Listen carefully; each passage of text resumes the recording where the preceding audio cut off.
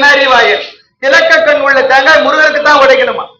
அந்த மாதிரி ஒருவன் பூஜை பண்ண தெரிய வேண்டியதில்லை, தோத்திரம் சொல்ல தெரிய வேண்டியதில்லை, எதுவுமே தெரிய வேண்டியதில்லை. திலக்க கண் உள்ள தேங்காய் கொண்டு முருக பகவானுக்கு உடைச்சோம்னா 1008 சகசர நாமாவளி சொன்ன பலன் வந்து சேர்ந்துடுறதாம். எவ்வளவு எளிதில் புண்ணியத்தை சேர்த்துடலாம் பாருங்க. தேங்காய் இப்படி எடுத்து அது மேல புஷ்பத்தை சுத்தி இப்படி 2 கையில குடிச்சு வர்றவா மடியில விட்டுணுமா, தட்டுல வச்சு கொடுக்கூடாது. அவன் முந்தானிய காட்டி குடிச்சுடணும்.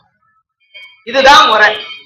தட்டுல வச்சு மற்றதெல்லாம் சோப்பு கொடுக்கலாம், சீப்பு கொடுக்கலாம், கண்ணாடி கொடுக்கலாம், என்னென்ன வேணா ப்ரோச் கொடுக்கலாம், ஹேர்பின் கொடுக்கலாம், ரிப்பன் கொடுக்கலாம், எது வேணா கொடுக்கலாம் தட்டுல வச்சு. ஆனா இந்த தேங்காயை மாத்திரம் தேங்காய் எடுத்து அது மேல புஷ்பத்தை சுத்தி இந்த 2 கையால குடிச்சு அந்த வந்திருக்க சுமங்கலி மடியில விட்டுணும். இதான் செய்யணும். இதை தாய்மார்கள் சொல்லி தரணும். நான் சொல்ல ரேணுகா பரமேஸ்வரி சொல்லித்தரா இந்த ரகசியத்தை. ஆகவே எம்பெருமான் அப்படி ஏன் விடணும்? உடனே நமக்கு அந்த கொஸ்டின் வரும். ஒய் நம்ம ஆளுங்க அந்த எக்ஸ்பர்ட். ஏன்னு கேட்டீங்கன்னா, செவ்வாய் என்றும் வெள்ளி என்றும் பௌர்ணமி திதி என்றும் அந்த 3 நாள் குறிப்பிட்ட நாள், மற்ற நவராத்திரி இருக்க 9 நாளும் சுமங்கலிகள் கையில் இருக்கும் தேங்காயில துர்கா தேவி ஆவாகமாகி இருக்கிறாராம்.